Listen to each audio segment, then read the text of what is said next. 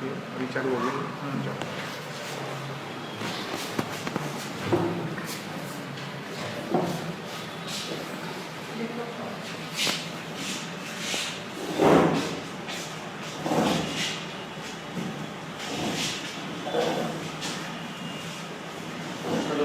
लोगों ने बात की इस पे की आइडेंटिटी। आज थोड़ी सी एक बहुत मुश्किल समस्या है, लेकिन उसको बात करते हैं कि ये जो डिजिटल जो असमानता है वो आपको है क्या?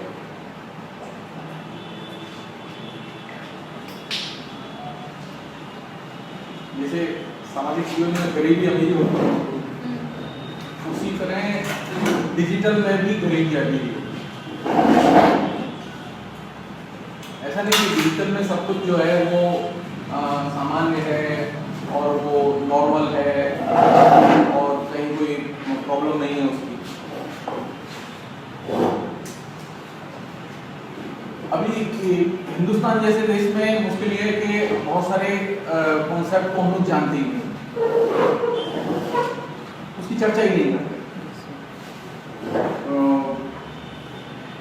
और ये मान लेते हैं कि अगर छोड़ो ना, अभी कोई विषय नहीं है, तो कैजुअल भाव है हम लोग।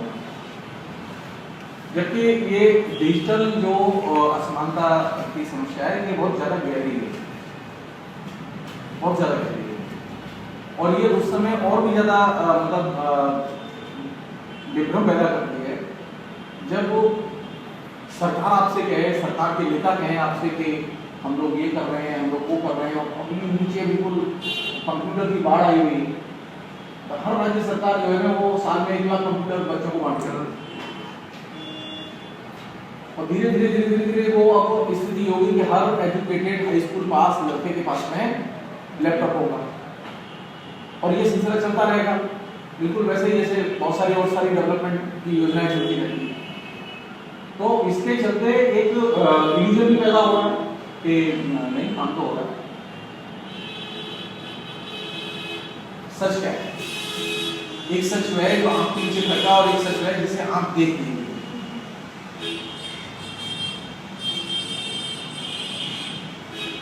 क्यों जरूरी है डिजिटल असमानता की बात करना आज के दौर में? कल मैंने एक बात कही थी, मैं उसी बात को फिर रिपीट करूंगा। अगर आप डिजिटल असमानता की बात करेंगे तो डिजिटल असमानता पर बात करते समय ये ध्यान रखें कि इसमें पॉलिटिक्स क्या है।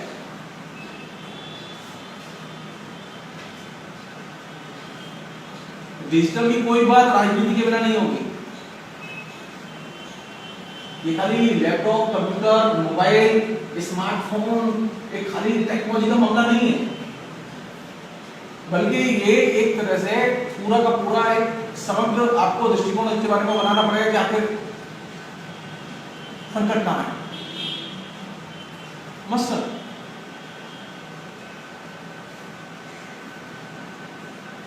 किन लोगों के बीच में डिजिटल असमानता है या इसे कैसे परिभाषित करें हम लोग? दुनिया के स्तर पर एक तरफ वे देश हैं जिन्हें हम लोग विकसित पूंजीवादी मुल्क कहते हैं और दूसरी तरफ वे देश हैं जिन्हें हम लोग अविकसित पूंजीवादी मुल्क कहते हैं, जिसमें भारत आता है। विकसित पूंजीवादी मुल्कों में 10 बड़े देश आते हैं जो कि पूरी दुनिया पर जिनका वर्चस्व है। अगर सतह पर देखो तो लगेगा कि वहां तो सब कुछ ठीक होगा, पर अमेरिका में तो एकदम सब लोग बिल्कुल mobile phone, smartphone, laptop, iPad सबसे व्यस्त होंगे और करना तो हमारे यहाँ के लोग इनके पास कुछ नहीं होता। आप टेलीविजन का कवरेज देखेंगे तो ये लगेगा कि वहां का हर मध्य वर्ग का व्यक्ति और हर नागरिक वो बिल्कुल वेल कनेक्टेड है। स्थिति ऐसी नहीं है। एक तरफ वे देश हैं जहां के जो जिन्हें हम लोग विकसित पूंजीवादी मुल्क कहते हैं और एक तरफ वे देश हैं जिन्हें अविकसित मुल्क कहते हैं। विकसित मुल्कों में भी असमानता है और अविकसित मुल्कों में भी असमानता है। एक असमानता देशों के स्तर पर है। अमेरिका और भारत के बीच कोई तुलना नहीं हो सकती, देश के स्तर पर कोई तुलना नहीं हो सकती।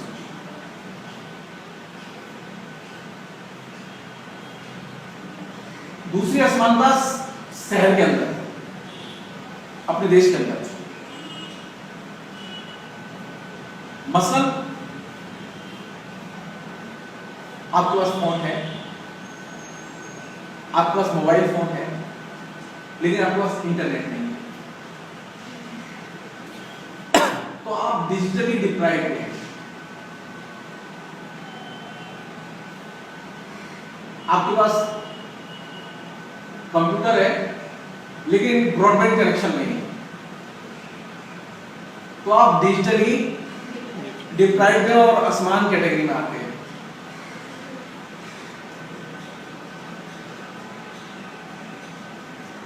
डिजिटली इक्वल वह है जिसके पास में कंप्यूटर या लैपटॉप या स्मार्टफोन विद इंटरनेट कनेक्शन है। वो चाहे अमेरिका में रहे, चाहे वो फ्रांस में रहे, चाहे वो इंडिया में रहे। अब मुश्किल यह है कि आपके पास फोन भी हो और इंटरनेट कनेक्शन भी हो, या डेस्कटॉप भी हो और इंटरनेट कनेक्शन हो, ब्रॉडबैंड कनेक्शन हो। ये स्थिति अभी पूरी दुनिया में सुखद नहीं है।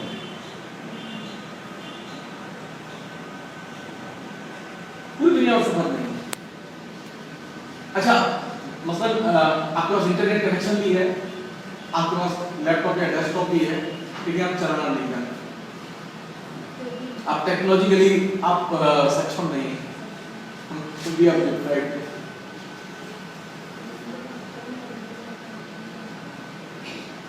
डिजिटल असमानता के दायरे में वे लोग भी आते हैं जिनके पास तकनीक है, इंटरनेट कनेक्शन है, लेकिन कौशल नहीं। अच्छा, आपके पास कौशल है, आपके पास टेक्नोलॉजी भी है, आपके पास कनेक्शन भी है, लेकिन आपकी कोई सामग्री नहीं है, तो आप क्यों यूज करेंगे? क्यों यूज करेंगे? अगर आपके काम की सामग्री ही नहीं है तो आप इंटरनेट पर नहीं जाएंगे। तो वे लोग वैसे ही बाई चांस डिप्राइव्ड कैटेगरी में चले गए, तो उनके यूज की कोई चीज वहां नहीं। यूजर के इस्तेमाल की भी तो चीजें हो। एक और चीज, आपके पास कनेक्शन भी है, आपके टेक्नोलॉजी भी है, आपके यूज की भी चीजें हैं, लेकिन आप अपनी लैंग्वेज नहीं जानते, आप अपनी लैंग्वेज में नहीं लिखते, तब भी आप डिप्राइव्ड कैटेगरी में नहीं, क्योंकि आप अपनी लैंग्वेज को इंग्लिश नहीं कर रहे हैं। आपके कम्युनिकेशन की लैंग्वेज वह है जो आपकी लैंग्वेज नहीं है, तो अल्टीमेटली आप इंटरनेट तो यूज कर रहे हैं लेकिन आप हिंदी में नहीं लिखते, आप इंटरनेट तो यूज कर रहे हैं लेकिन आप बांग्ला में नहीं लिखते या तमिल में नहीं लिखते। तो बांग्ला और तमिल या हिंदी के लोग इंटरनेट यूजर में शामिल ही नहीं होंगे, वहां अंग्रेजी यूजर के तौर पर आपकी पहचान बनेगी। तो डिजिटली इक्वल बने, इसके लिए जरूरी है कि आपके पास में कनेक्शन भी हो, आपके पास में यंत्र भी हो, आपके पास में कौशल भी हो, और आपके पास में अपने यूज की सामग्री भी हो। हमारे अमल में हिंदी लिटरेचर पढ़ाना चाहता हूं, लेकिन वहां क्रिटिसिज्म का कोई निबंध ही नहीं है, तो मैं अपने विद्यार्थी से कैसे कहूंगा कि तुम जरा इंटरनेट का यूज किया करो। वहां कथा साहित्य पे कोई एक निबंध नहीं मिलता अच्छा सा कि वो अपने रेफरेंस के लिए इस्तेमाल कर ले, कविता की आलोचना कोई निबंध नहीं मिलता, तो वो हिंदी के विद्यार्थी के लिए इंटरनेट यूजलेस है। जो हिंदी से एमए कर रहा है उसके लिए वह प्रासंगिक तब है जबकि उसके उपयोग की सामग्री इफरात में अवेलेबल हो, सेलेक्टिवली नहीं, इफरात में अवेलेबल हो, जिसे चुन सके। यानी आपके पास में सब कुछ सुविधाएं हैं लेकिन सामग्री नहीं है, तब भी आप डिप्राइव्ड में आएंगे। आपके पास टेक्नोलॉजी है, आपके पास ब्रॉडबैंड है, आपके पास स्मार्टफोन है, आपके पास उसमें इंटरनेट कनेक्शन है, इसका कतई अर्थ नहीं है कि आप इक्वल हैं। सवाल है कि आपके यूज की चीजें इंटरनेट पर हैं या नहीं। इसलिए इंटरनेट पर बात करते समय एक कॉम्प्रहेंसिव समग्र दृष्टिकोण से काम लेने की जरूरत है, पहली चीज। दूसरी चीज यह है कि ये जो डिजिटल असमानता है, इस डिजिटल असमानता में एक तरह की लिंग भेदी असमानता भी शामिल है। यस, लड़के ज्यादा यूज कर रहे हैं, लड़के ज्यादा यूज कर रहे हैं।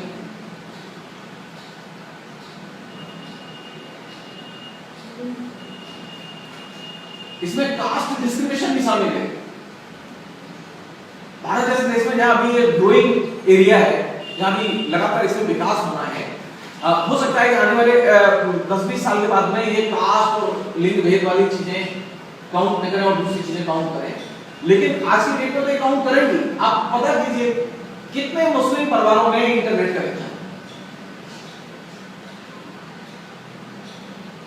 कितने ब्राह्मणों के इंटरनेट कनेक्शन और कितने शेड्यूल कास्ट के इंटरनेट कनेक्शन। आपको पता चल जाएगा कितनी डिस्पैरिटी है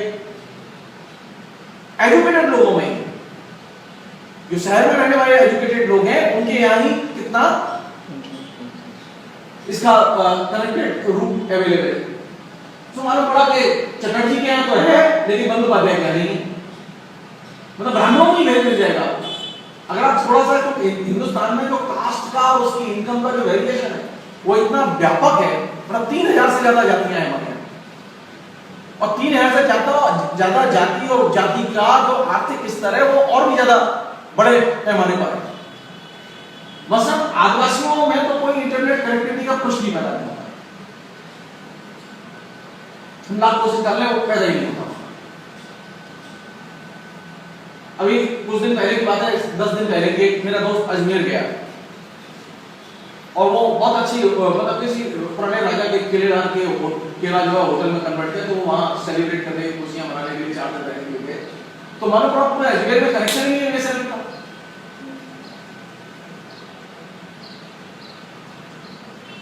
आप दिल्ली से गाजियाबाद जाइए, दिल्ली से आप नोएडा जाइए, दिल्ली से आप साहिबाबाद जाइए, आप दिल्ली से बस थोड़ा सा दूर जाइए, कैपिटल से दूर जाइए, आपको इंटरनेट कनेक्शन की समस्या दिखाई देगी। इंटरनेट का कनेक्शन लगेगा ही। तो डिजिटली डिप्राइव्ड सेक्शन में वे भी लोग भी आते हैं जहां पर ये कनेक्टिविटी अवेलेबल नहीं है। आपके पास सब कुछ है, आपके पास ब्रॉडबैंड भी है, आपके पास कंप्यूटर भी है, आप सक्षम भी है, वहां सामग्री भी है, लेकिन बिजली 18 घंटे नहीं आती। उत्तर प्रदेश में 16-16, 15-15 घंटे बिजली नॉर्मली गायब रहती है। तो वैसी स्थिति में कब काम करेंगे आप? संभव नहीं है। मतलब ये जो डिजिटल असमानता के जो पैरामीटर हैं वो अलग अलग क्षेत्र में अलग अलग है। अगर आप मैकेनिकली जैसे डिक्शनरीज में लिखा रहता है और दूसरी जगह लिखा रहता है कि नहीं आपके पास में यंत्र होना चाहिए, कंप्यूटर होना चाहिए, लैपटॉप होना चाहिए, आईपैड होना चाहिए, एक इंटरनेट कनेक्शन होना चाहिए, आप डिजिटली डिप्राइव्ड नहीं है। अब लगा लीजिए इस फार्मूले को लगा लीजिए और कनेक्शन ले घूमिए। आपको गुवाहाटी से ऊपर जाइए, आपको रिलायंस का कनेक्शन नहीं मिला। पूरे नॉर्थ ईस्ट में रिलायंस का कनेक्शन चालू ही नहीं। मेरे पास रिलायंस का नंबर है और मैं एक बार गुवाहाटी उतरा, एयरपोर्ट से उतर के जाना था शिलोंग गाड़ी से, और वो गाड़ी मुझसे 2 किलोमीटर चली आ गई, उसका गायब हो गया। अब मैं बड़ा परेशान। मुझे पहली बार देखा है तो मेरे पास 2 सिम होने चाहिए थे, ज्यादा अच्छा रहेगा। मतलब पूरे नॉर्थ ईस्ट पता चला, पूरे नॉर्थ ईस्ट में कनेक्टिविटी। मैं जो चीज कहना चाहता हूं ये कि आपके पास में संसाधन हो लेकिन बिजली ना हो, संसाधन हो लेकिन इंटरनेट पर सामग्री ना हो जो आपकी जरूरत है, संसाधन हो लेकिन आपके पास में समय ना हो। भाई इंटरनेट पर तो खाली समय तो चाहिए ना लोगों को बैठने के लिए। अब आपने उसका शेड्यूल ही ऐसा बना दिया कि वो 14 घंटे 13 घंटे एक आदमी काम करके आएगा, तो वो इंटरनेट पर कब बैठेगा? इंटरनेट पर बैठेगा नहीं। वो घर आके सोएगा, खाएगा, पिएगा, अपने परिवार के लोगों को देखेगा या अपने डॉक्टर को देखेगा जहां जो इलाज करा सके कि वो थका आ रहा आया है वो, या वो इंटरनेट पर बैठेगा। इंटरनेट पर लोग यूज करें इसके लिए ये भी जरूरी है कि उनके पास में समय हो। सब कुछ है लेकिन समय नहीं है। आपके इंटरनेट का कनेक्शन भी है, आपके पास पैसे भी हैं, आपके पास में कंप्यूटर भी है, आपके पास में सारी सुविधाएं हैं, बिजली भी है, सब कुछ है, आप बहुत अच्छा जानते भी हैं, लेकिन बैठने का समय। तो जो समर्थ लोग हैं वे मारे हुए इस बात पे उनके पास समय नहीं। तो एक असमानता की स्थिति तब पैदा होती है जब आपके पास समय ना हो। एक वह स्थिति है जब आपके पास में रिसोर्स ना हो, और एक वह स्थिति है जब आप टेक्नोलॉजिकली सक्षम हो। टेक्नोलॉजिकली अगर आप सक्षम हैं तो आप तो कुछ कर सकते हैं कि आपको टेक्नोलॉजी नहीं दिया तो आप कैफे जाएंगे, कहीं और जाएंगे, आप अपना काम कर लेंगे। अच्छा, आप कैफे भी जाए तो कम से कम कैफे वॉकेबल रूट पर हो। बड़ा कैफे पहुंचने के लिए 4 किलोमीटर जाना होगा, और गांव में क्या हालत होती होगी हम लोग कल्पना कर सकते हैं। गांव में जब एक चिट्ठी पहुंचाने के लिए 20 किलोमीटर जाना पड़ता है राजस्थान में, तो एक साइबर कैफे खोजने के लिए कितनी दूर जाना पड़ेगा उसे, ये कल्पना की जा सकती है कि वहां ई लिटरेसी का क्या हाल होगा। डिजिटल डिवाइड तब दूर की जा सकती है जबकि वह हमेशा वॉकेबल रूप पर उसके समाधान अवेलेबल है। डिजिटल असमानता का कारण सिर्फ तकनीकी उपलब्धता, आपने इंटरनेट सर्विस दे दी, लेकिन लोगों की परचेजिंग कैपेसिटी नहीं है, क्योंकि उसके लिए तो पैसा चाहिए हर महीने देने के लिए। अमेरिका में एक किसान परिवार इंटरनेट का भाड़ा $35 या $31 पर मंथ देता है। हमारे यहां ये भाड़ा देने की स्थिति किसान की अभी नहीं है। तो गांव में तो कल्पना छोड़ दो कि इंटरनेट अभी जाएगा, वो फ्री में पहुंच जाए तो वो यूज कर लेंगे, लेकिन वैसे वो जाएगा इसकी कल्पना संभव है। इंटरनेट, कंप्यूटर, इनके जरिए जो डिजिटल रेवोल्यूशन जो पूरी दुनिया में शुरू हुआ, उस डिजिटल रेवोल्यूशन ने एक नई समस्या पैदा की जो पहले नहीं थी। नई समस्या क्या है? अमेरिका ने पिछले 20-22 साल में एक नया पैटर्न अपनाया है। वो पैटर्न ये है कि वो अब अपनी विदेश नीति के एक इंटीग्रेटेड हिस्से के तौर पर इंटरनेट का इस्तेमाल कर रहे हैं। आप अपने देश में ठीक रखिए, आप लोगों को फेसबुक की आजादी दीजिए, आप ट्विटर की आजादी दीजिए, ये अमेरिका की विदेश नीति का हिस्सा है। वहां जुलूस निकल रहा है, जुलूस के फेसबुक पर कवरेज आ रहा है, जुलूस निकल रहा है, उसका ब्लॉग पर कवरेज आ रहा है, उसका ट्विटर पर कवरेज आ रहा है, और इसको वो और ज्यादा हाईलाइट कर रहा है।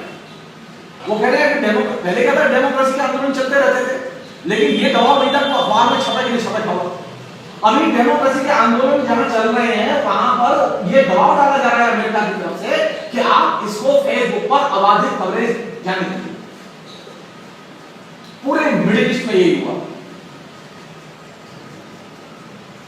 तो डिजिटल जो चेंज है उसमें सबसे बड़ा एक कारक एलिमेंट अमेरिकी विदेश नीति और अमेरिकी विदेश नीति के साथ में इंटरनेट का पैकेज है। वो कैसे पैकेज है आपको थोड़ा सा ये इसलिए जरूरी है कि ये जब गेट की जो विश्व व्यापार संगठन की वार्ताएं चल रही थी, तो उन वार्ताओं में संस्कृति और संस्कृति से जुड़े हुए प्रोडक्ट वार्ता के सेंटर में थे, उन पर कोई समझौता नहीं हो पाया सारी दुनिया के देशों, और दूसरे क्षेत्रों में व्यापार का समझौता हो गया तो विश्व व्यापार संगठन बन गया। अमेरिका ने 1995 में जबरदस्ती कुछ कंपनियों को संकेत देके जबरदस्ती इंटरनेट की स्थापना की और इंटरनेट चालू कर दिया, और इंटरनेट पर उन्होंने जबरदस्ती शुरू में संगीत फ्री ऑफ कॉस्ट डाउनलोड कर दिया, सिनेमा डाउनलोड कर दिया, पत्रिकाएं डाउनलोड कर दी, और विकिपीडिया ऐसी चीज खोल दी। आप चाहे तो अपने आप लिख सकते हैं, चाहे भी लिख सकते हैं, आप चाहे मेरी किताब सारी इस सेंटर पे डाल दीजिए, मैं बता दूंगा। अभी मुझे 10-5 रुपए रॉयल्टी मिलती है, वो भी नहीं मिलेगी हमें। जितनी भी इंटेलेक्चुअल प्रॉपर्टी थी विश्व के देशों की जो कि इस एग्रीमेंट के लिए राजी नहीं थे, सांस्कृतिक समझौते के लिए राजी नहीं थे, वो समस्त इंटेलेक्चुअल प्रॉपर्टी को उन्होंने इंटरनेट पर धीरे धीरे करके डाल दिया।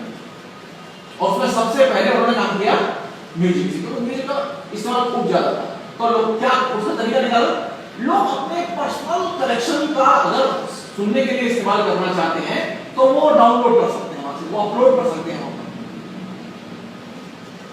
व्यापार के लिए नहीं। अब इसके चलते क्या हुआ कि लोगों ने पूरे एचएमडी के रिकॉर्ड उसे डाउनलोड कर दिया, तो एचएमडी कंपनी बर्बाद हो गई। एचएमडी कंपनी अब कोई नहीं जानता कि एचएमडी की कंपनी है।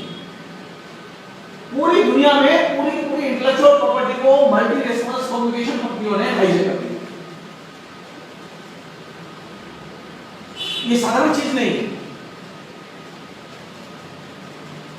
ब्रिटिश लाइब्रेरीज में जितनी किताबें हैं,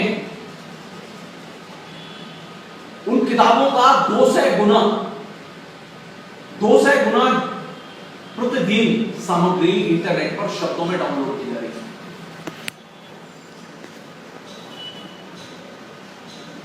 करोड़ों किताबें,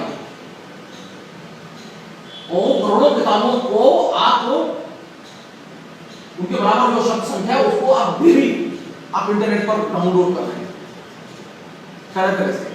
तो पहली समस्या यह थी कि जो ही ये कंप्यूटर और इंटरनेट का जो पूरा प्रोसेस शुरू हुआ, इसने पहला काम यह किया कि इसने जो छोटे छोटे देश थे, अविकसित मुल्क थे, उन अविकसित मुल्कों की, और जो देश अमेरिका, ब्रिटेन और कनाडा के दायरे के बाहर थे, फ्रांस है और दूसरे देश हैं यूरोप के, उनके सांस्कृतिक माल पर सीधे सीधे हमला हो गया। लोग समझ नहीं पाएंगे इसके परिणाम क्या निकलेंगे। सारी दुनिया भी उलझी हुई है इसी में। मतलब डेली की अब समस्या हो गई है ये कि कहीं भी कोई भी किसी की सामग्री डाउनलोड कर लेता है, कोई कहीं किसी की सामग्री अपने नाम से छाप लेता है, कोई कहीं भी किसी जगह कुछ भी कर लेता है, कोई देखने वाला नहीं। यानी इंटेलेक्चुअल पायरेसी बढ़ गई, और इंटेलेक्चुअल पायरेसी को बढ़ाने में सबसे अग्रणी भूमिका अदा की बहुराष्ट्रीय कंपनी। तो कहने का मतलब ये कि ये डिजिटल जो असमानता है, इस डिजिटल असमानता का एक तो आधार था पहले से, तो लोगों के पास कंप्यूटर नहीं था, लोगों के पास इंटरनेट नहीं था, लोगों के पास टेलीफोन नहीं थे, तो ये तो असमानता थी पहले। लेकिन ये धीरे धीरे जो ही ये इंटरनेट का, टेलीफोन का, मोबाइल का विकास हुआ और प्रचार प्रसार हुआ, ये असमानता घटनी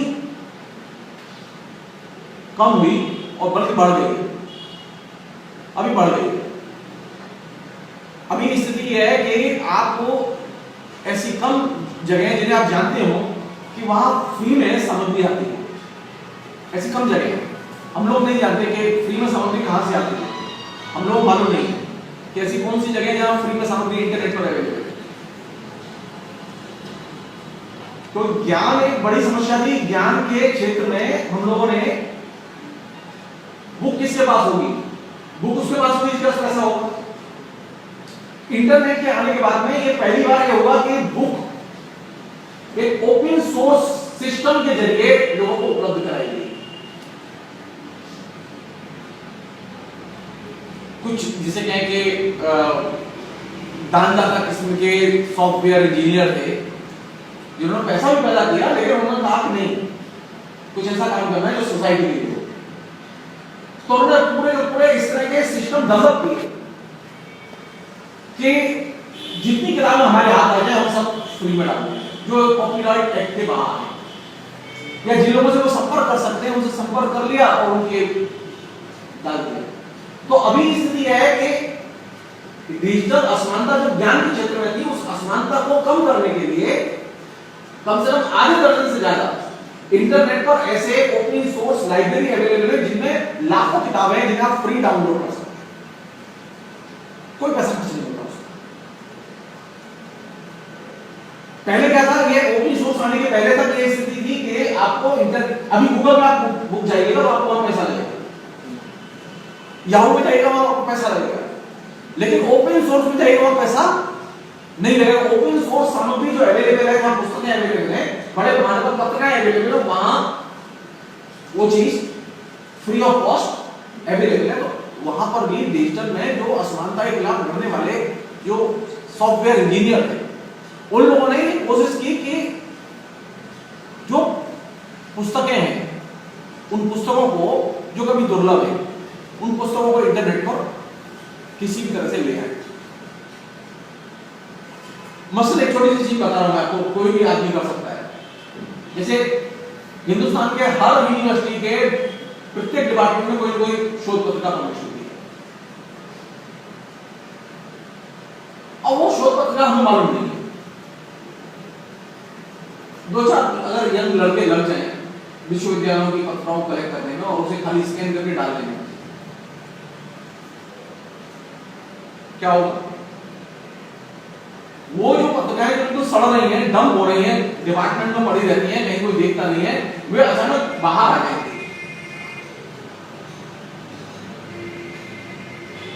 आप अपनी सोच में डाल दीजिए कि हमारा कोई बिजनेस नहीं है, हमको इससे लाभ नहीं लेना चाहते।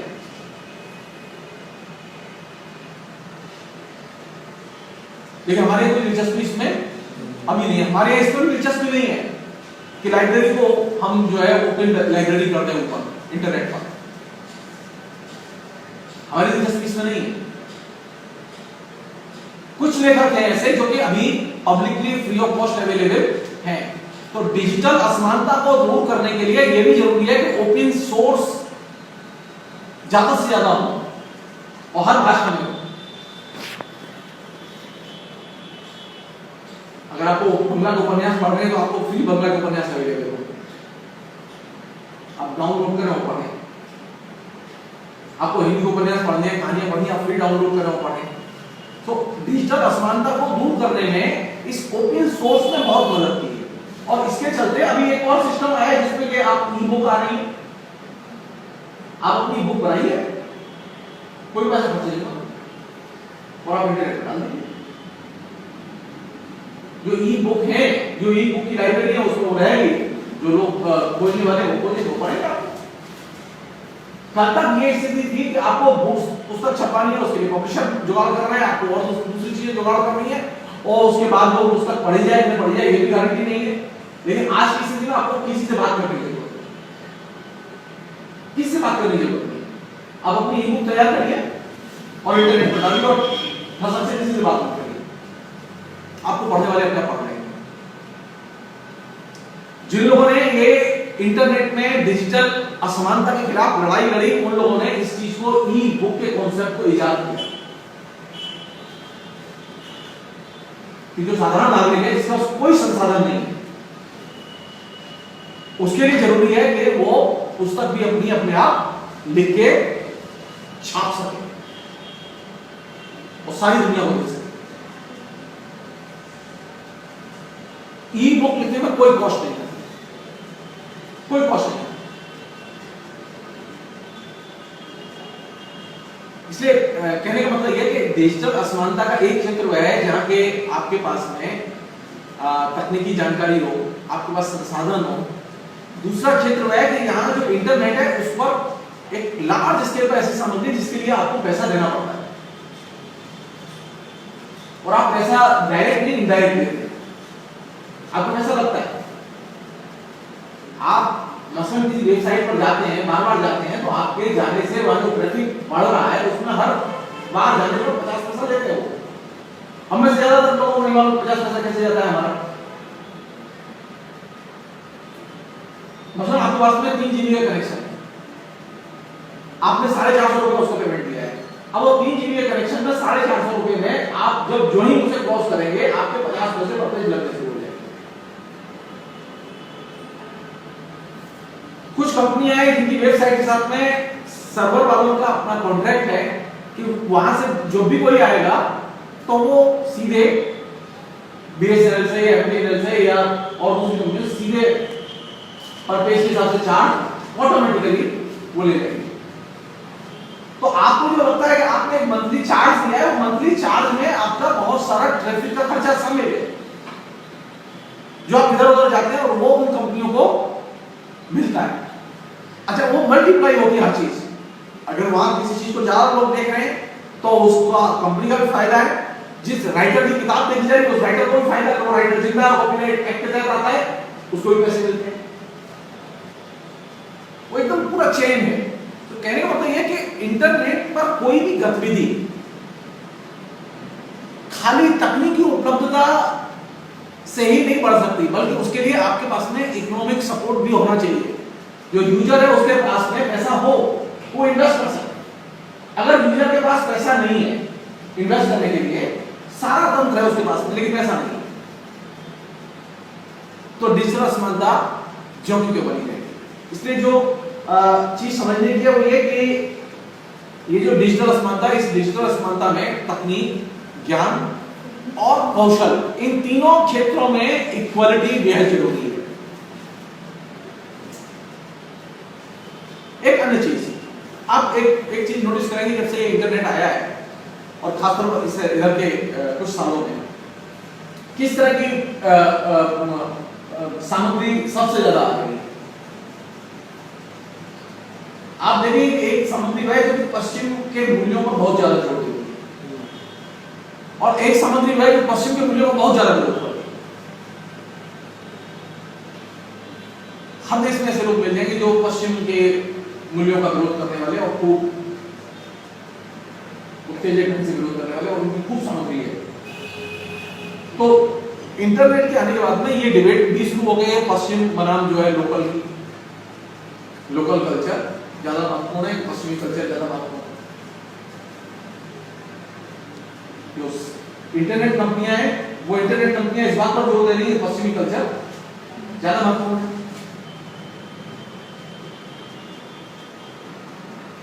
नव्य आर्थिक नीतियां ज्यादा महत्वपूर्ण है। लेकिन मसलन चाइना में, भारत में, रूस में, मिडिल ईस्ट में जनसंख्या का एक बहुत बड़ा हिस्सा है जिसका कोई लेना देना नहीं है नव्य आर्थिक नीतियों से, नव्य आर्थिक नीतियों का क्या भविष्य होगा, उनके जीवन को कोई असर नहीं होगा। तो वो क्यों दिलचस्पी लेंगे? बहुत सारे होते हैं जो अपने ड्रेस नहीं बदलना चाहते, आप उनकी ड्रेस जबरदस्त तो नहीं बदलेंगे, क्योंकि उसे मॉडर्न होना है, इसलिए वो ड्रेस बदलते हैं अपनी, ये संभव नहीं है। और जिसे ड्रेस बदलनी है उनकी संख्या कितनी है, और जिन्हें ड्रेस नहीं बदलनी उनकी संख्या कितनी है, आप देखें तो आप पाएंगे जो ड्रेस नहीं बदलना चाहते वो ठीक है, खुश है अपने, वो अपनी साड़ी पर खुश है, तो सरकार ऊपर नहीं करना। तो ये पैसा रही है। इंटरनेट के आने के बाद में ये डिबेट है, किसकी सामग्री ज्यादा है, मोदी की ज्यादा है, नेहरू की ज्यादा है? क्राइसिस यहां है। इंटरनेट के आने के बाद में नेशनलिज्म की सामग्री अचानक बहुत बढ़ गई है पूरी दुनिया में, वो चाहे वो हिजबुल्लाह हो, चाहे वो ये संघ परिवार के लोग हों, चाहे वो तमाम किस्म के जो मुस्लिम ब्रदरहुड के लोग हैं, इजिप्ट वाले वो हों। अचानक मालूम पड़ा कि पिछले 15-1 साल में ये राष्ट्रवाद एक बड़ी विशाल शक्ति हो गया, और उसमें उस लिखने वाले इतने लोग हैं, इतने पेज है उसमें, मतलब आप जहां जाइए वहीं नेशनलिज्म, जहां जाइए वहीं नेशनलिज्म, आप सांस नहीं ले सकते राष्ट्रवाद के लिए। डिजिटल असमानता में राष्ट्रवाद सबसे बड़ी बाधा है। कारण क्या? जो ही आप इंटरनेट पर गए, आप फेसबुक पर गए और आपको मालूम पड़ा मोदी मोदी मोदी मोदी बहुत हो रहा है, तो आप 2-3 दिन में फ्रस्ट्रेट हो गए, बकवास है, मैं नहीं करता, विड्रॉ हो गया, आपने रुचि नहीं बन सकती, तो आपको डेमोक्रेटिक किसी कंटेंट नहीं मिला जिससे आप बातचीत कर सकते।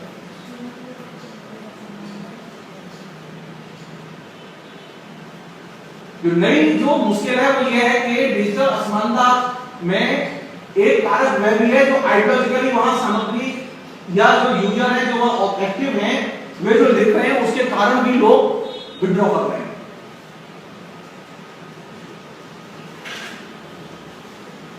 अच्छा, मुझे क्लास में मालूम है, यहाँ जो लोग बैठे हैं मुझे मालूम है, जिसमें ज्यादातर लोग इंटरनेट का यूज नहीं करते, मुझे मालूम है। ये कोई अजूबा बात नहीं है। अमेरिका में भी 5 में से 1 आदमी इंटरनेट का यूज नहीं करता, और यूथ तो कम 40% है जो यूज नहीं करता। 40% से ज्यादा लड़के हैं अमेरिका में जो एकदम इंटरनेट यूज नहीं करते, वो कहते हैं एकदम वेस्टेज ऑफ टाइम। ये गलत फहमी है कि संचार क्रांति खाली हमारे यहां होने बाकी है, अमेरिका में हो चुकी है। अमेरिका में अभी 2020 तक संपूर्ण देश इंटरनेट कनेक्टेड होगा, 2020 तक।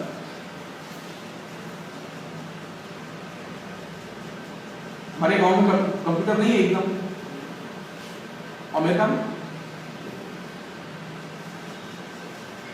में 4% लोगों के पास कंप्यूटर है, खाली 96% लोगों के पास कोई कंप्यूटर नहीं। जो गांव के लोग हैं, जो छोटे शहरों में लोग हैं, जो बस्तियों में रहने वाले लोग हैं, जो गरीब लोग हैं, जो हिस्पैनिक हैं, जो ब्लैक्स हैं, जो भारतीय मूल के लोग हैं, उनमें से मेजॉरिटी लोगों के पास में न तो इंटरनेट है न कंप्यूटर है।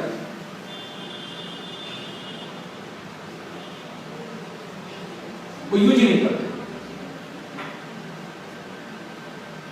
लेकिन इंटरनेट पर देख के तुम्हें और मीडिया में देख के लगे अमेरिका तो बिल्कुल डूबा हुआ है, इसमें सबसे ज्यादा एक्टिव है। वास्तविकता इसके एकदम उलट है। जो मैं चीज रखना चाहता हूं ये कि ब्रिटेन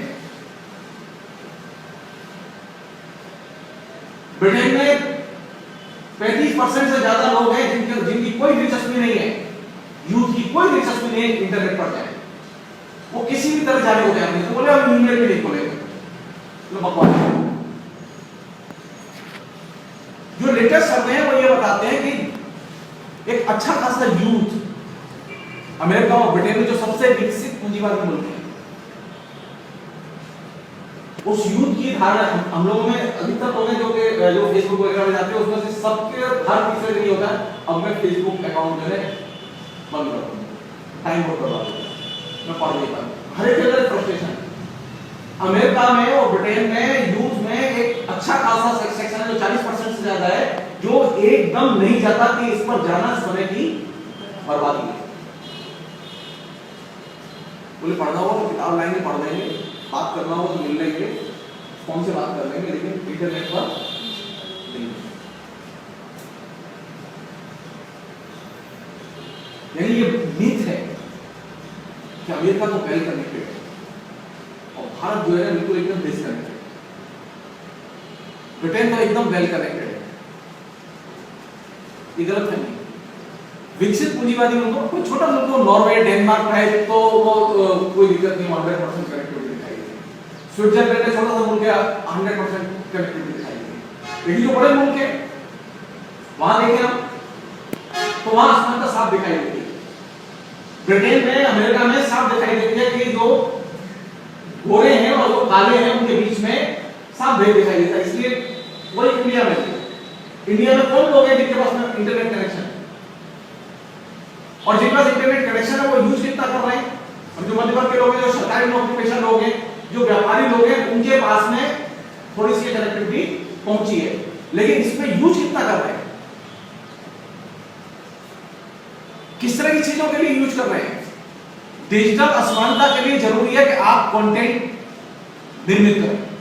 डिजिटल असमानता को कम करने के लिए आप खाली यूज करेंगे और खुद पैदा नहीं करेंगे कुछ, तो इससे डिजिटल असमानता खत्म नहीं होगी। डिजिटल असमानता को खत्म करने के लिए जरूरी है कि यूजर कंटेंट भी बनाए।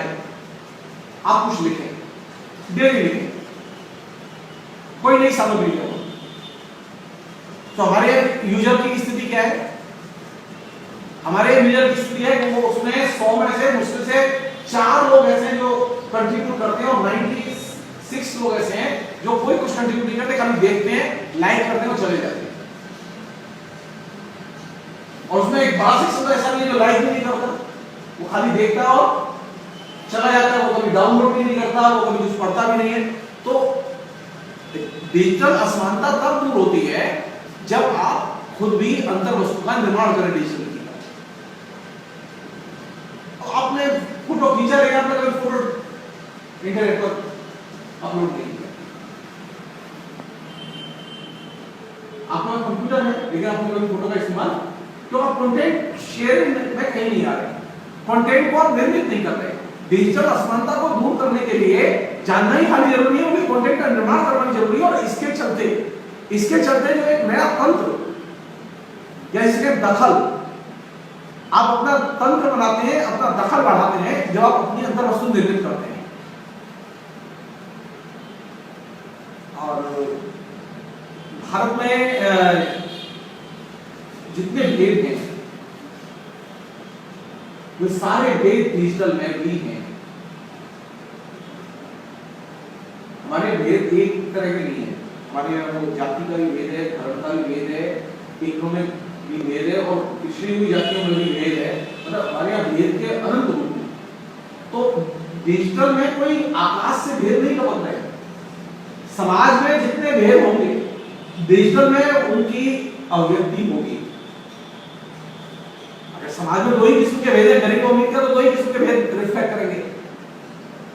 लेकिन अगर समाज में दसियों किस्म के भेद है कि हिंदू भी है, मुसलमान भी है, जैन भी है, बौद्ध भी है, पारसी भी है, सिख भी है, ये तमाम किस्म के भेद है हमारे पास, किसकी सामग्री ज्यादा अवेलेबल है, किसका कम्युनिकेशन ज्यादा अवेलेबल है?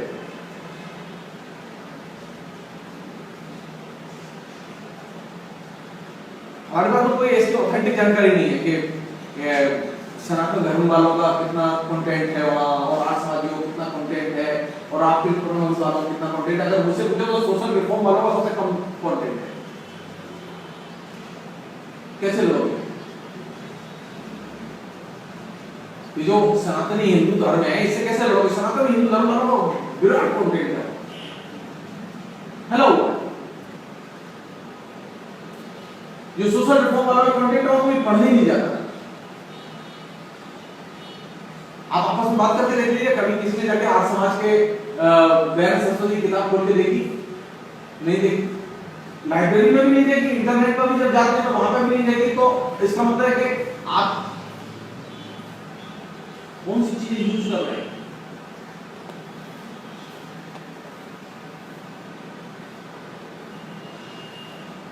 सामान्य तौर पर डिजिटल असमानता को दूर करने में ये चीजें बहुत काउंट करते हैं कि वहां यूजर कौन सी वेबसाइट पर ज्यादा जाता है और कौन सी पर नहीं जाता। अगर आप असमानता दूर करना चाहते हैं और अपने विचारों के अनुरूप आप एक समानता लाना चाहते हैं तो आप अपने विचारों के अनुरूप वेबसाइट पर जाएं, पढ़ें, डाउनलोड करें, लिखें, तब जाके वो स्पेस क्रिएट होगा। डिजिटल असमानता के लिए आपको अपने विचारों के अनुरूप वेबसाइट पर जाना, आना और लिखना, ये एक साथ बढ़ाना होगा। हाँ, हम जाते तो हैं लेकिन लिखते नहीं। आखिरी चीज इस पूरे प्रसंग में वो ये कि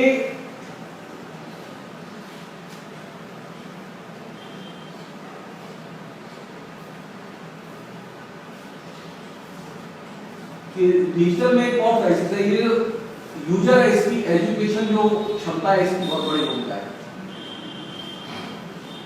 कोई हाई स्कूल पास है, कोई इंटरमीडिएट पास है, कोई बीए पास है, कोई एमए पास है, कोई पीएचडी है। अब वहां मुश्किल क्या है कि ये जो डिजिटल जो टेक्नोलॉजी और इसका जो कम्युनिकेशन है इसमें खाली बटन और माउस और उसको दबाना ही और उसका टेक्नोलॉजिकल ज्ञान ही बहुत महत्वपूर्ण नहीं है। तो आइडिया को ऑपरेट करने के लिए जो आपके पास में ज्ञानात्मक जो परिपक्वता होनी चाहिए वो भी जरूरी है। तो वहां डिजिटल असमानता को दूर करने में ये जरूरी है कि जाने कि वहां शिक्षा का स्तर क्या है। जो यूजर है, जो सबसे ज्यादा मोबाइल है वो हाई स्कूल पास है, इंटर पास है, और बिल्कुल आता है वो गाली देने जाता है। अब बात करते देखिए, वो गाली देने जाता है इसलिए तो आपको ब्लॉक करने के अलावा कोई ऑप्शन नहीं होता, तो उसे ये मालूम ही नहीं है। डिजिटल असमानता सिर्फ ये खाली टेक्नोलॉजिकल और संसाधन और इलेक्ट्रिसिटी और तमाम किस्म की सुविधाओं की उपलब्धता से ठीक नहीं होगी, बल्कि उसकी शिक्षा का स्तर, यूजर की शिक्षा का स्तर क्या है, उससे भी उस पर बहुत असर पड़ेगा। अगर यूजर की शिक्षा हाई स्कूल वाली है तो जाहिर उसकी रुचि किसमें होगी? उसकी गॉसिप टाइप चीजों को पढ़ने में रुचि होगी, उसकी हल्की फुल्की चीजें पढ़ने में रुचि होगी, उसकी गंभीर जो है राजनीतिक, आर्थिक, सामाजिक, सांस्कृतिक विषयों में कोई रुचि नहीं होगी उसकी। तो ये डिजिटल असमानता वही है जो कि सामाजिक जीवन में हाई स्कूल पास बच्चा है जो निकल रहा है, उसकी रुचि किसमें है?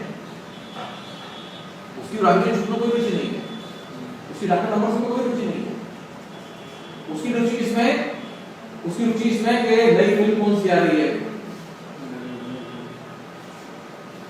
शाहरुख खान का नया कट कौन सा है, उसकी रुचि इसमें है। वो पॉपुलर कल्चर के, मास कल्चर के रूपों के प्रति ज्यादा मुखातिब है, वो लड़की हो या लड़का हो। तो डिजिटल असमानता को दूर करने के लिए यह भी जरूरी है कि जो वहां यूजर है उसकी शिक्षा का स्तर लगातार, वहां वैरायटी रहेगी, वहां ये अंतर रहेगा, लेकिन इसे आपको बार बार देखना होगा कि हाँ ये विदेश नीति से संबंधित सामग्री है या राष्ट्रीय राजनीति संबंधित सामग्री, इसमें किस तरह के लोग आते हैं, तो मालूम पड़ा उसमें जितने भी लोग आते हैं वो ज्यादातर मास्टर होते हैं या रिसर्च स्कॉलर होते हैं, साधारण पाठक नहीं आते। साधारण पाठक कितने आते हैं, वो स्पोर्ट्स वाले पे पहुंच जाते हैं, स्पोर्ट्स वाले चीजों को ज्यादा पढ़ते हैं क्योंकि वहां उसमें उसकी रुचि ज्यादा है। अखबार में भी जब अखबार आता है तो कौन सा पन्ना पहले पढ़ते हैं लोग, स्पोर्ट्स वाला, वो राष्ट्रीय खबर वाला नहीं।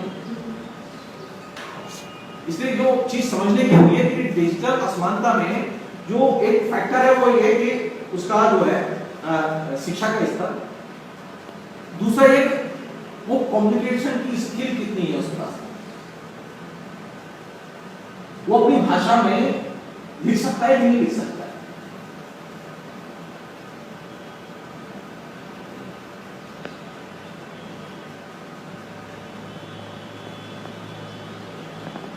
अब मान लो भाषा में लिख सकता है लेकिन तकनीकी स्वतंत्रता ही नहीं उसके पास, स्वायत्तता ही नहीं उसके पास, कंसिस्टेंसी नहीं, वो सिर्फ गाली लिखता है स्वतंत्रता के नाम पर। कॉलेज में अवेलेबल है फैसिलिटीज, लिखने की फैसिलिटीज अवेलेबल, लेकिन वो एक लिमिट के बाद नहीं। शिक्षा के स्तर के साथ साथ यूजर की अपनी खुद की स्वतंत्रता और स्वायत्तता कितनी है, कोई दबाव नहीं है, लेकिन उसे जानना चाहिए कि वो कहां तक फ्री है, कहां तक लिख सकता है। उस स्वायत्तता और स्वतंत्रता के बिना ये संभव नहीं। अगर आपने उसे दबाव डाल दिया कि नहीं देखो तुम 1 घंटा बैठोगे इससे यार ये काम नहीं करोगे, ये करो, तो वो बच्चा डेवलप नहीं करेगा। यूजर को जितनी फ्रीडम होगी उसमें और जितनी ऑटोनॉमी होगी उतना ही वो तेजी से विकास करेगा। इसमें पहल करनी कौन लेगा, यूजर खुद इसमें पहल कर नहीं लेगा। अगर आप बार-बार सिनेमा की देखेंगे और सिनेमा की देखिएगा अगर आपका 300 रुपए का महीने का कनेक्शन खराब होगा तो मां कहेगी 300 रुपए से खर्च करो, तुम नेटफ्लिक्स खरीद लेना, तो सस्ती पड़ेगी, अपना टाइम बर्बाद मत करो। यूजर अपनी लैंग्वेज जानता हो, लैंग्वेज में लिखना जानता हो, उसके उपयोग को लेकर वो स्वतंत्र और स्वायत्त भी हो।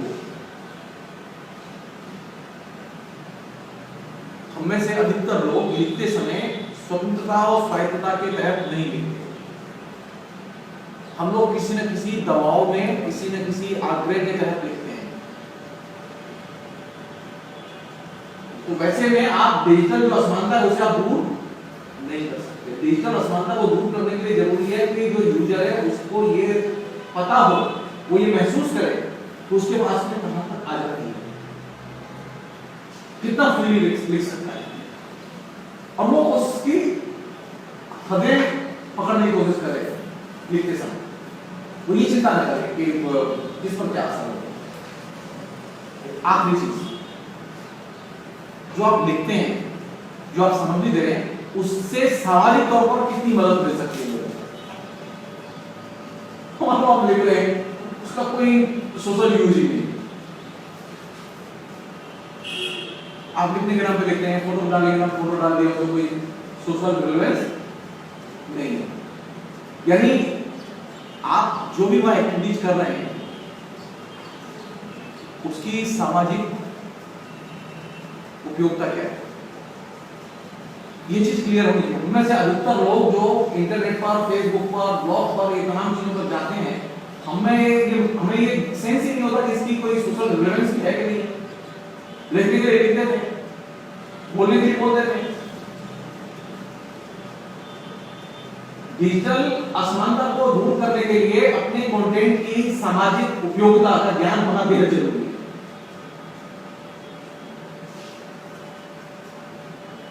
हमें यह भी जानना चाहिए कि आखिर हम जो काम करना चाहते हैं, हम जिस तरह के सामाजिक पर्पस की पूर्ति के लिए हम लिख रहे हैं, उसकी मदद के लिए किस तरह के नेटवर्क अवेलेबल है इंटरनेट पर। अब मान लो आपको कविता का शौक है, तो आपको पता होना चाहिए कविता कोश है या कविता नहीं। आपको पता है उसके अलावा भी और बहुत सारी जगह है जहां कविता नहीं है, तब तो आप कविताओं का धड़ल्ले से इस्तेमाल कर सकते हैं। लेकिन अगर आपको ये मालूम ही नहीं है, यानी जो काम आप करना चाहते हैं उसके नेटवर्क कितने हैं, उनकी जानकारी आपके पास होनी चाहिए, जिससे आप तो वहां रियल टाइम कम्युनिकेशन, जिसे आप मिनिमम समय में आप उसको कर सकते। आपको अगर ये नहीं मालूम है तो आपको कोई ना कोई दिनों लग जाएंगे। तो और जो आप लिख रहे हैं और जिस तरह की टेक्नोलॉजी आप इस्तेमाल कर रहे हैं उसका स्तर क्या है। अगर आप एनालॉग में हैं तो बहुत स्लो में चलेगा, और अगर आप 3G में हैं तो एकदम फास्ट गति से चलेगा, 4G में बिल्कुल दौड़ेगा।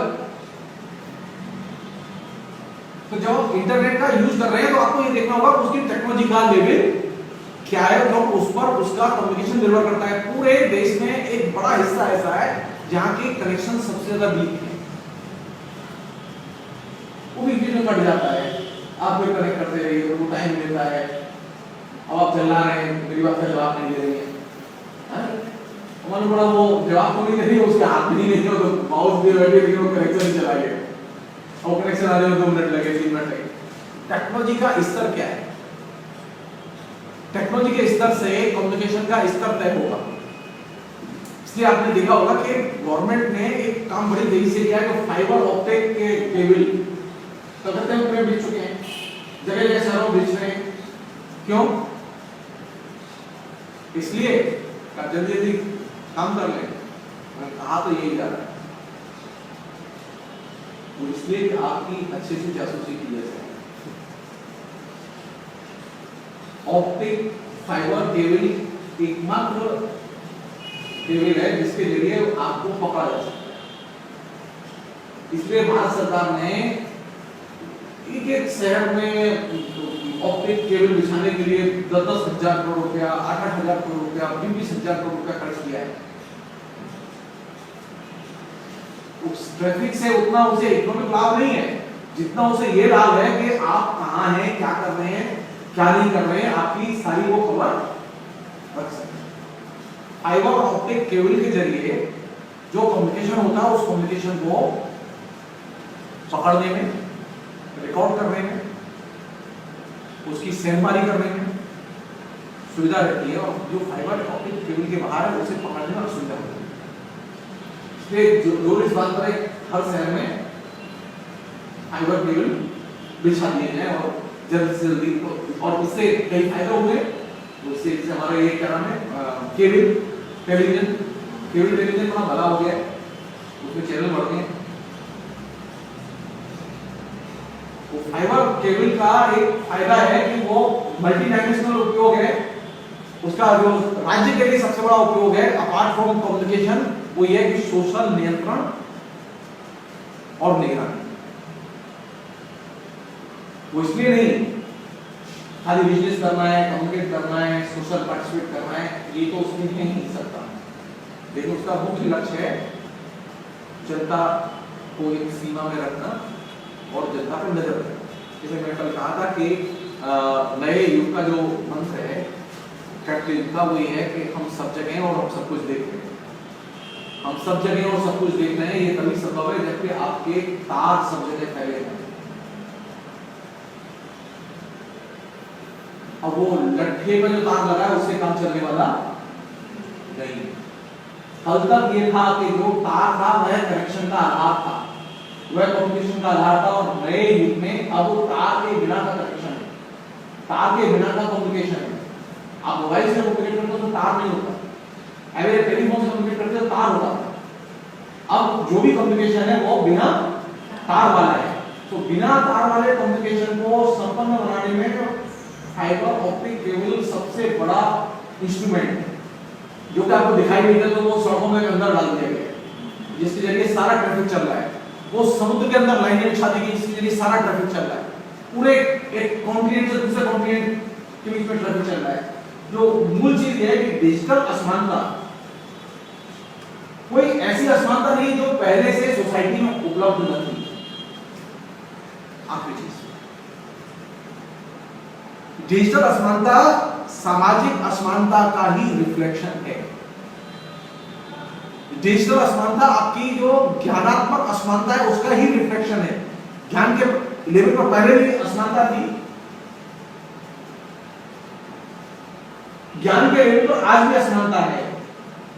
लोग डिबेट कर रहे हैं इस बात पर कि वो प्रिंटेड जो मैगजीन होती है ना, वो प्रिंटेड जो किताब होती है वो ज्यादा अच्छी है, और प्रोफेशनली तैयार की गई ई बुक या प्रोफेशनली तैयार की गई ई मैगजीन उतनी अच्छी नहीं है। कि अभी भी डिबेट कर रहे हैं, उन्हें पुस्तक अभी भी ज्यादा मूल्यवान है ई पुस्तक की,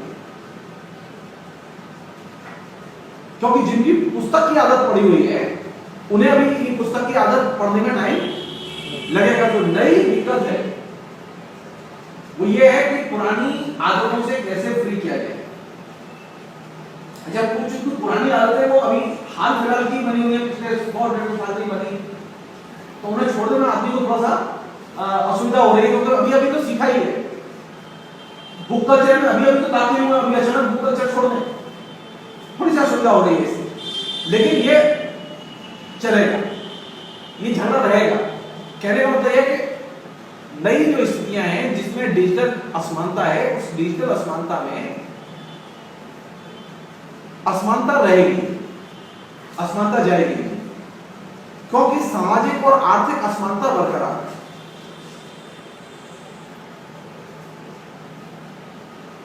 अमेरिका में सामाजिक और आर्थिक असमानता अभी भी खत्म नहीं हुई है, इसलिए डिजिटल रेवोल्यूशन के बावजूद वहां करीब 300 से अधिक नेटवर्क हैं जो ऑपरेट करते हैं अमेरिका में। वहां कम से कम नहीं तो 1000 चैनल है जो ऑपरेट करते हैं। इसके बावजूद हालत क्या है? हालत यह है कि मेजॉरिटी जो पॉपुलेशन है गांव की, उसके पास में इंटरनेट नहीं है। शहर में सिर्फ 65% लोगों के पास में उपलब्ध है इंटरनेट। 35% लोग ऐसे जिनके पास कोई इंटरनेट रेगुलर होता है ना, वो यूज करते हैं, उनके पास इंटरनेट है। इसलिए ये असमानता क्यों तुमको समाज में है। इंटरनेट के आने के बाद ये सच है कि डिजिटल या कम्युनिकेशन की असमानता घटी, ये घटी, ये सच है। एक स्पीड पैदा हुई है, आप हर चीज बहुत जल्दी कम्युनिकेट कर सकते हैं। अच्छा, स्पीड पैदा हुई है, बीमारी भी पैदा हुई है। हम लोग क्या मानते हैं? हम लोग ये मानते हैं कि वो जगदीश्वर जी की किताब लिख लेते हैं ना, वो जितना भूल लेते हैं, वो इंटरनेट पे पढ़ते हैं ना, स्पीड माने बोगस, ये माइंडसेट है। और ये यहां की बात नहीं, पूरी दुनिया में ये समस्या है। जो ई बुक में है, जो ई कल्चर में है, उनके बारे में दूसरे लोग क्या सोचते हैं? वो ये सोचते हैं कि ये स्पीड से कम्युनिकेट करते हैं। क्यों? इंटरनेट से पढ़ लेते हैं, इंटरनेट से पढ़ लेते हैं और कंप्यूटर से लिख लेते हैं, किताब जल्दी बन जाती है। अब कौन समझा कि किताब हाथ से लिखी जाती है, उसके लिए दिमाग का भी वैसे ही खर्च है जैसे आप नॉर्मल सेंस में खर्च करते थे। किताब को कोई ऐसा नहीं कंप्यूटर बोला और किताब अपने तैयार हो गया, ऐसा कुछ नहीं। अच्छा, जो चीज स्पीड से अवेलेबल है और इजीली अवेलेबल वो कैसी होगी? सस्ती, चीप। इंटरनेट लेवल क्या है? घटिया, फालतू। बुक राइटिंग क्या है? इंटेलेक्चुअल वर्क, ये लड़ाई,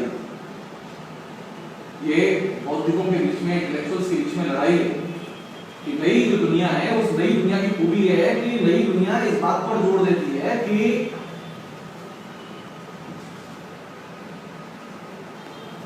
ये जो स्पीड है, ये स्पीड का मतलब ये नहीं है कि वहां बिना सोचे लिखा जा रहा है।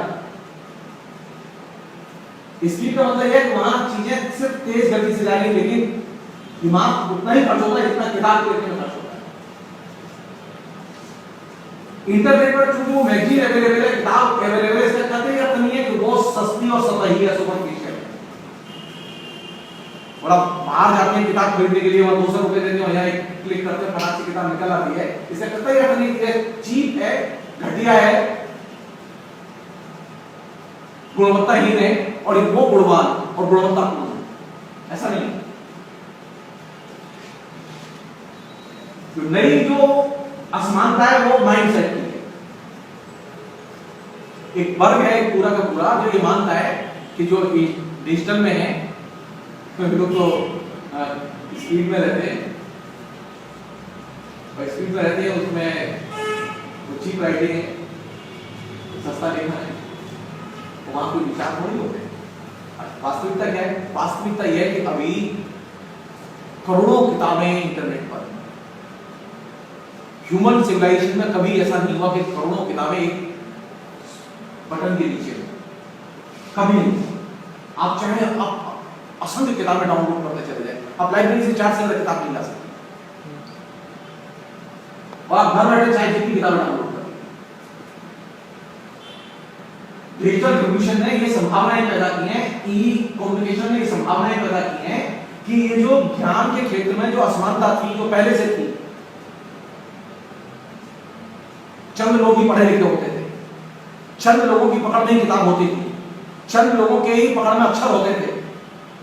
अभी कंप्यूटर पे लिखने के लिए बहुत ज्यादा पढ़ा लिखा होना जरूरी नहीं है, बहुत कम शिक्षित होकर भी काम कर सकते हैं और बहुत अच्छा काम कर सकते हैं। इसमें ज्ञान की जो बढ़ोतरी थी, उस बढ़ोतरी को एकदम से खत्म कर दिया, ज्ञान को इजी बना दिया, इजीली अवेलेबल है। आप नहीं जानते हैं लैंग्वेज, आप हिंदी लिखिए, वो अंग्रेजी में अपने आप हो जाएगा, आप हिंदी लिखिए, वो अपने आप फ्रेंच हो जाएगा, वो कन्वर्जन शुरू हो गया। अब हालत यह है कि एक व्यक्ति जिसने कभी फ्रेंच लिखी ही नहीं, वो अपने 4 लाइन लिख रहा है हिंदी में, और वो ऑटोमेटिकली यूनिकोड की वजह से वो फ्रेंच और यूनिकोड में अपने आप कन्वर्ट हो गई। ये तो कल्पना नहीं की थी कभी। डिजिटल असमानता पहले से उपलब्ध ज्ञान की और कम्युनिकेशन की असमानताओं को कम करती है। जो डिजिटल क्रांति आई उसने इस चीज को कम किया। हुआ यह कि अभी एक अजीब तरीके से उसका उपहास जो पुरानी मानसिकता के लोग हैं वो करते हैं, और ये चलेगा, वो फ्रांस में भी करते हैं, वो अमेरिका में भी करते हैं, वो भारत में भी करते हैं, ये चलेगा। लेकिन रहेगा क्या? उपहास नहीं, वो आपको जो लिख दिया, आपको जो किताब में तैयार कर दी, आपको जो ब्लॉग तैयार कर दिया, वो रहेगा, वो जाएगा नहीं। इसलिए ये जरूरी है, डिजिटल डिवाइड को खत्म करने के लिए जरूरी है कि हम पुराने किस्म के कम्युनिकेशन की जो मनोदशाएं हैं, आदतें हैं, उनसे अपने को फ्री करें। आपके पास तकनीक है, आपके पास संसाधन है, आपके पास बिजली है, आपके पास पैसा है, लेकिन आपके पास पुराना माइंडसेट नहीं। आप टाइम नहीं, आप घंटे 2 घंटे रोज बैठिए, फेसबुक पर बैठिए, आप ब्लॉग पर बैठिए, काम करिए अपना, जैसे ही काम कीजिए। ये नहीं हो सकता कि मैं तो क्लास में आऊंगा, मैं क्लास लूंगा जी, और आप जो है ना खाली आप लिखिए, बेटा तुम लिखो। नहीं, मुझे भी लिखना होगा। क्लास वही होगी जिसमें कि गुरु शिष्य दोनों बैठ के एक ही समय पर लिखें, वही क्लास होगी। ये संभव नहीं है, शिष्य लिख रहे हैं और उनको सिखाया जा रहा है, और गुरुजी कभी लिखते नहीं। वो आते खाली गुरुजी बता रहे हैं, ने ये कहा, तो ये तो पिछले 2 साल से 200 साल से बता रहे हैं ने क्या कहा था और कवि ने क्या कहा, लिख के बताओ। तो लिख के कैसे बताएगा? तो पेन से भी कंप्यूटर पर लिख। नए कम्युनिकेशन के लिए जरूरी है कि पुराने कम्युनिकेशन की पद्धतियों, रिवाजों, अभ्यासों से मुक्त किया जाए, और डिजिटल कम्युनिकेशन के रिवाज और अभ्यास अपनाए जाएं। वे फोर्स करके नहीं, तो परसुएशन से, पुचकार के, बहला के, इंसेंटिव देके, मतलब मास्टर से कहा जाए कि तुम्हें आज 500 रुपए ज्यादा दिए जाएंगे, तुम एक पेज लिखोगे क्लास में और लिखे विद्यार्थी को दिखाओगे, विद्यार्थी भी लिखेंगे, विद्यार्थी अपना लैपटॉप देखेंगे, देखिए मजा आएगा। वो 500 रुपए के लालच में लिखना शुरू करेगा, लेकिन लिखेगा तो सही।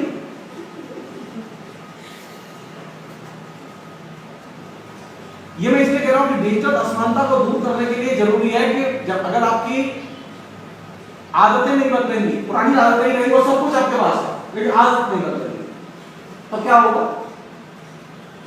तो कुछ चीज नहीं बदलेगी। कम्युनिकेशन, सामयिक कम्युनिकेशन हो, इसके लिए जरूरी है कि आपके पास में सामयिक आदत भी है। अगर लड़के लड़कियां इंटरनेट के जरिए कम्युनिकेट करते हैं, लड़के लड़कियां मोबाइल के जरिए कम्युनिकेट करते हैं, तो लड़के लड़कियों से मोबाइल के जरिए बात की जाएगी। अब कैसे बात की जाएगी? मतलब आपने मुझे फोन किया, क्या प्रॉब्लम है? आपको फोन उठाऊंगा कि नहीं उठाऊंगा? टाइम से मुझे उठाना चाहिए। और आपने पूछा कि सर मेरी कोई दिक्कत हो रही है, मेरा क्या जवाब होगा? डिपार्टमेंट जाना मिल रहे हैं? नहीं, मोबाइल है इसीलिए बना इसलिए कि मैं आपको तत्काल जवाब दूं, लेकिन कर क्या रहा हूं मैं अभी बता रही हूं डिपार्टमेंट में। और सामान्य सी बात पूछ रही सर मुझे सूरदास पे 2 किताब की बता दिए, कहां से क्या करना है, नाम बता दीजिए, बस इतनी सी बात। उसके लिए डिपार्टमेंट हो जाएगी। माइंडसेट यानी कम्युनिकेशन के जिस कंटेम्परेरी फेज में आप हैं उसके अनुरूप आप अपनी आदत नहीं डालते तो आप डिजिटल असमानता को आप दूर नहीं कर सकते। डिजिटल असमानता को मैं फेसबुक पर जब भी समय रहता हूं, रोज 2, 3, 4 लड़के, कोई पीएचडी का, कोई एमफिल का, कभी कोई किसी यूनिवर्सिटी का, कोई किसी यूनिवर्सिटी का मैसेज देख पूछता है सर में क्या, सर में क्या, और मैं बहुत आसानी से बोल देता हूं क्या करना है। अब उनके गाइड बड़े दुखी होते हैं, क्या आप इतनी जल्दी क्यों बता देते हैं? अब वो गाइड चक्कर लगा रहे हैं। मैं एक घंटा बताऊं जैसे आपको इस क्राइसिस का अंदाजा है। एक लड़का बहुत ही अच्छा लड़का, उसे डीयू में स्कॉलरशिप मिल गई जीआरए, उसने पीएचडी रजिस्ट्रेशन कर लिया और वो गाइड के पास गया तो गाइड ने उसे कहा ऐसा तुम इसी भाषा में फना किताब में पढ़ो। पहले उसे कहा कुछ पढ़ो, तो पढ़ के आया बेचारा, तो वो संयोग से मेरी किताब ही पढ़ के गया वहां। तो उसने गलती क्या कर दी, तो उसने कुछ किताबों के नाम ले लिया कि सर ये उसका जो और है इसकी ना है। तो गाइड ने ये 10 किताबें इनको पढ़ गया। अब वो बड़ा परेशान रहता है, उल्टा फिर अगली बार जेआरएफ के फॉर्म पे साइन नहीं करूंगा स्कॉलरशिप पढ़ के जाऊंगा। और वो बहुत परेशान, पसीने निकल रहे उसके, उसको कुछ समझ में नहीं आ रहा था। और उसने कई लोगों से पूछा तो उसके दोस्तों ने कहा कि तुम जर्नलिस्ट को खाली मैसेज करो, वो पता है नहीं बता क्या। उस लड़के ने फोन किया और मैसेज किया मुझे, सर मुझे आप फोन नंबर दे दीजिए, मैं एक मिनट बात करूंगा आपसे। मैंने नंबर दे दिया, सर काम में कहीं कोई समस्या नहीं, मैं तो झूठ बोल रहा है कहां में किताब पढ़ लूंगी। उसको उम्मीद नहीं थी कि कोई टीचर जो है ऐसे लगे हुए झूठ बोल रहे थे। मैंने कहा तुम खाली ये ध्यान रखो पढ़ना है। अब एक महीने में किसी की जरूरत नहीं फिजिकली वो 10 किताब पढ़ रहे, इट्स इम्पॉसिबल। अब आप जोड़ा से लगे कि क्या करने में लगे हुए। तो उस लड़के ने कहा कि प्रोफेसर ने कहा कि मैं झूठ बोल रहा हूं, आराम से झूठ बोल रहे, कोई दिक्कत नहीं है। और तू जो पहुंच गया तो सर मेरे पास आपको इसकी वाली साइड में उसका नहीं पूछे, मैंने उसका एक ही चेक करना, बस खाली बता दें तो जब पूछे कुछ बता देना। हाँ ठीक है। अच्छा उसने वो गया डबल उसने पूछा गाइड ने, पढ़ के आए हो? हाँ सर पढ़ लिया। तो उसने नाम बता, तो उसने दौड़ किताबों में नाम बता दिए। अब वो गाइड चुप, तो गाइड तो नाम भी नहीं जानता था। गाइड तो नाम भी नहीं जानता, कहा उससे तो निश्चिंत रहे, वो एक अक्षर नहीं जानते, तो जो बोलेगा वो एकदम डर जाएंगे। तो अच्छा कुछ बताओ, तो उसने बताया, उसने आराम से जो साइन कर दिया। वो आके मैसेज किया मुझे कि सर आप जानते हैं कई दिन से सोए आते हैं। सामान्य सी चीज है, सामान्य सी चीज है। आज के दौर में आप किसी से, मैं एक नहीं, मैं तो 10 ही उदाहरण दूंगा, किसी यूनिवर्सिटी के कम से कम 10 विद्यार्थी ऐसे हैं जो पीएचडी कर रहे हैं। एक लड़का तो पीछे पड़ गया कि सर उन्हें आप जब कहेंगे मैं आपके घर जरूर जाऊंगा, मुझे मिलना है। जो तुझे पूछना है अभी तुझे मिल गया, बोले नहीं मैं जाऊंगा, टिकट कटाई आया, अपनी तरह को बता देगा, वो लोग गया पूरी शौक से जो पीएचडी पास हो चुकी है, पूरी शौक से करा, पूरा चैप्टराइजेशन करा और रजिस्ट्रेशन हो चुका उसका पीएचडी। तो उसके गाइड ने खाली उसे इतनी परमिशन दे दी कि जब स्टूडेंट जो कहेंगे वो मैं हम बदल देंगे। अब मैंने उसकी सारी सिनॉप्सिस बदलवा दी कि ये सब गलत है, इसको ऐसे नहीं ऐसे।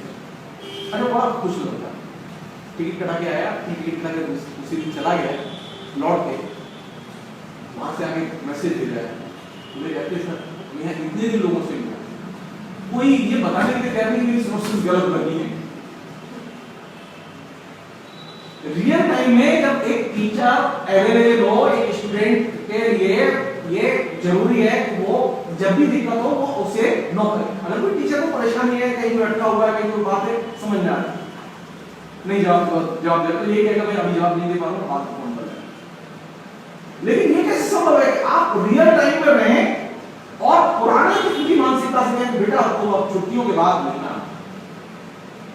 छुट्टी महीने बाद खत्म होगी, छुट्टियों के बाद मिलने का मतलब क्या है? मोबाइल जब आप रखते हैं, इंटरनेट जब आप रखते हैं, तो वहीं पर मिलने का मतलब क्या है? आप तत्काल बताइए। रियल टाइम के लिए रियल टाइम मानसिकता जरूरी है, रियल टाइम ज्ञान जरूरी है। आप ये नहीं कह सकते मैं आपको बाद में बताऊंगा, आपको हमेशा सतर्क रहना होगा। डिजिटल कम्युनिकेशन की खूबी है कि यहाँ पर ज्ञान भी आपको हमेशा रेडीमेड रखना होगा, क्योंकि आप कनेक्टेड है, आपसे कोई भी पूछ सकता है। आप ये नहीं कह सकते कि नहीं यार मैं ये नहीं जानता कि ई आइडेंटिटी क्या होती है, मैं इसके बारे में नहीं जानता, मैं बाद में बताऊंगा। ये है ही नहीं संभव। मैं आपको जो विषय पढ़ा रहा हूँ ये मेरी यूनिवर्सिटी में नहीं पढ़ाए जाते, ये मेरे कोर्स से नहीं है, लेकिन मुझे जानना है। डिजिटल असमानता में विषयों की कोई पाबंदी नहीं कि आप ये जानो और ये नहीं जाने। डिजिटल असमानता को दूर करने का यही तरीका है कि आप सब कुछ जाने, क्योंकि पूंजीवाद सब जगह अवेलेबल है। पूंजीवाद सब जगह आपके ज्ञान की नाकेबंदी कर रहा है और आपकी जरूरतों से नाकेबंदी तो हो रहा है। आप जितने ज्ञान में समर्थ होंगे, आप सिस्टम पर उतना ही आपका नियंत्रण होगा। आप जितने ज्ञान में कमजोर होंगे, सिस्टम आप पर उतना ही हावी होगा।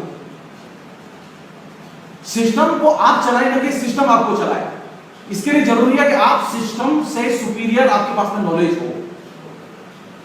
हम लोगों की मुश्किल है कि हम सिस्टम से भी खराब नॉलेज रखते हैं और चाहते हैं सिस्टम हमारे नियंत्रण में आ जाए, तो सिस्टम आएगा ही कभी नियंत्रण में। डिजिटल असमानता को दूर तभी कर सकते हैं आप जब ज्ञान में सुपीरियर हो, टेक्नोलॉजी के इस्तेमाल में आप एकदम फास्ट स्पीड में हो। ये संभव नहीं है। आप ईमेल खोलेंगे और ईमेल का जवाब देंगे आप चिट्ठी की स्पीड से 4 दिन बाद, 5 दिन बाद, नहीं। आप अगर फेसबुक पर जाते हैं, आप अगर अपना मेल खोलते हैं, तो आपको रेगुलर उसको खोल के देखना होगा। अगर आपने ईमेल अकाउंट कर लिया है तो आपकी मुश्किल है। जैसे आप अपना लेटर बॉक्स रोज खोलते हैं और देखते हैं घर में आते जाते समय, आपको ठीक अपना ईमेल भी वैसे ही खोलना होगा, जवाब देना होगा। आप फेसबुक पर रहते हैं, आपको मैसेज बॉक्स अपना खोलना होगा, देखना होगा, आपको जवाब देना होगा। कम्युनिकेशन के लिए जरूरी है कि आप सामयिक कम्युनिकेशन के तरीके सीखें, उससे आप डिजिटल असमानता को आप मिनिमाइज करते हैं। अन्यथा आप पिछड़ जाते हैं। आपने मुझसे मैसेज किया और मैंने 3 दिन बाद जवाब दिया, तो फिर अंत में आप कहेंगे कि सर तो जवाब नहीं दिया, लेकिन उन्होंने तत्काल जवाब दे दिया तो आप मुझे बार बार पूछेंगे। इसलिए जरूरी है कि इक्वल कम्युनिकेशन एक ही समय में हो। थोड़ा बहुत तो मार्जिन हो सकता है, लेकिन ये नहीं हो सकता है कि उसमें वो बिल्कुल पोस्ट ऑफिस की स्पीड से चलती हो कम्युनिकेशन की स्पीड, ईमेल की, ये संभव नहीं है। इसलिए डिजिटल असमानता को दूर करने के लिए डिजिटल की जो गति है, डिजिटल में जो ज्ञान की गति है, डिजिटल में जो संसाधन की गति और टेक्नोलॉजिकल कौशल की जो स्थिति है, उसके साथ आपको खड़ा होना होगा, तभी आप जाके डिजिटल असमानता को दूर कर सकते हैं।